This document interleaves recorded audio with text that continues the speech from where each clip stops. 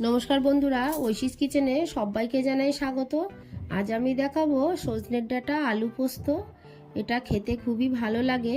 এই গরমে আপনারা এইভাবে একবার বাড়িতে বানিয়ে দেখুন, খেতে ভালো লাগবে।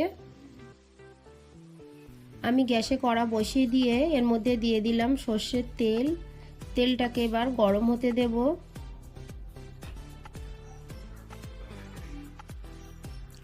তেলটা গরম হয়ে গেছে, এর মধ্যে সামান্য আমি হলুদ গুঁড়ো দিলাম। এবার কেটে রাখা আলুগুলো দিলাম।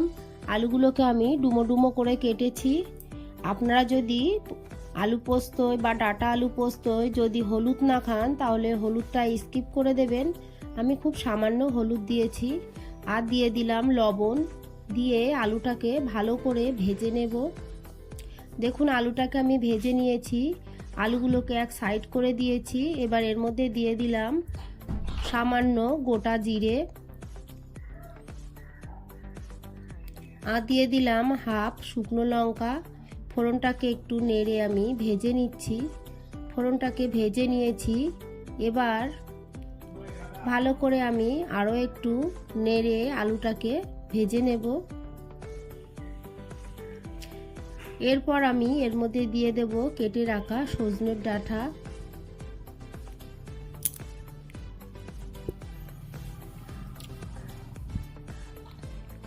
ডাঁটাগুলোকে এবার নেড়ে ভালো করে একটু ভেজে নিতে হবে।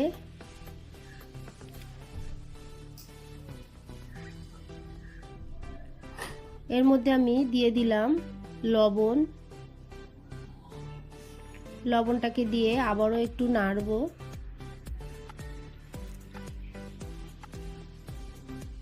সজনের ডাঁটা থেকে যে একটা কাঁচা গন্ধ বেরোয়, ভালো করে ভেজে নিলে সজনের ডাঁটার গন্ধটা আর লাগবে না।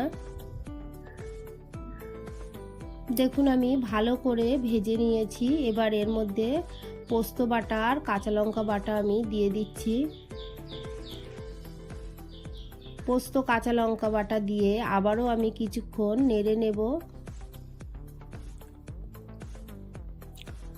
ভালো করে নেড়ে আমি সজনের ডাঁটা আলুটাকে কষিয়ে নেব। এইভাবে কিছুক্ষণ নেড়ে নিলে পোস্তর যে একটা কাঁচা গন্ধ থাকে সেটা থাকবে না। বেশ কিছুক্ষণ আমি এইভাবে নেড়ে নিয়ে আমি যে পোস্ত কাঁচা লঙ্কা বেটে রেখেছিলাম সেই পাত্রটা ধুয়ে দিয়ে দিলাম। আরও একটু জল এর মধ্যে আমি দিয়ে দিলাম। আপনারা যতটা গ্রেভি রাখতে চান সেই অনুযায়ী জল দেবেন। জলটা দিয়ে আমি একটু নেড়ে নিয়ে ঢাকা দিয়ে দেব।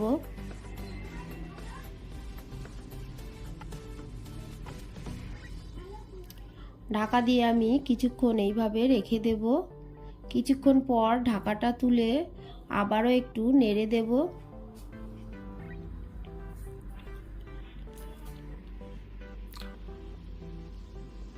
ভালো করে নেড়ে দিয়েছি। এবার আমি আবারও ঢাকা দিয়ে আরও কিছুক্ষণ এইভাবে রাখবো। কিছুক্ষণ পর ঢাকাটা তুলে আবারও আমি একটু নেড়ে দেব। এই সজনের ডাঁটা আলু পোস্তয় খুব বেশি মশলা লাগে না, অল্প মশলায় কিন্তু এটা খেতে দারুণ লাগে। আপনারা এইভাবে বাড়িতে বানাবেন, দেখবেন ভালো লাগবে। এর মধ্যে আমি আরও একটু লবণ দিলাম। লবণটা কম হয়ে গেছিল, আমি টেস্ট করে দেখে তারপরে দিলাম। লবণটাকে দিয়ে আবারও একটু আমি নেড়ে নিয়ে ঢাকা দিয়ে দিলাম। ঢাকা দিয়ে আরও কিছুক্ষণ এইভাবে আমি রেখে দিয়ে দেখুন রান্নাটা মোটামুটি আমার হয়ে গেছে। আলুগুলোও সিদ্ধ হয়ে গেছে আর ডাঁটাটাও সিদ্ধ হয়ে গেছে। আমি আরও একটু নেড়ে দেব। দেখুন ডাঁটাটাও সিদ্ধ হয়ে গেছে। এর মধ্যে আমি এই সময় দিয়ে দেব হাফ টিস্পুন চিনি। চিনিটা দিলে ডাঁটা আলু পোস্ত খেতে বেশি ভালো লাগে। আপনারা না খেলে স্কিপ করে দেবেন, আর দিলে বেশি ভালো লাগবে। চিনিটাকে দিয়ে ঢাকা দিয়ে আরও 5 মিনিট আমি ফুটিয়ে নেব। 5 মিনিট পর দেখুন রান্নাটা হয়ে গেছে। এটা কিন্তু নামানোর পরে গ্রেভিটা আরও একটু শুকিয়ে যাবে। আপনারা যতটা গ্রেভি রাখতে চান সেই অনুযায়ী রাখবেন। সবশেষে আমি সামান্য সর্ষের তেল দিয়ে মিশিয়ে নিয়ে গ্যাসের ফ্লেমটাকে অফ করে দিলাম। আপনারা যদি সর্ষের তেলের গন্ধটা বেশি ভালোবাসেন তাহলে সর্ষের তেল আরও একটু বেশি করে দেবেন। আমি অল্প দিয়েই নামিয়ে দিলাম। রেসিপিটা ভালো লাগলে চ্যানেলটিকে সাবস্ক্রাইব করবেন, পাশে থাকা বেল আইকনটি ক্লিক করে দেবেন, তাহলে আমার নতুন নতুন ভিডিও নোটিফিকেশান আপনাদের কাছে পৌঁছে যাবে। একটা লাইক করতে ভুলবেন না। পুরো ভিডিওটা দেখার জন্য সবাইকে জানাই অসংখ্য ধন্যবাদ। রান্নাটা কেমন হয়েছে আমাকে কমেন্ট করে জানাবেন। আর ভালো লাগলে প্লিজ একটা সাবস্ক্রাইব করবেন।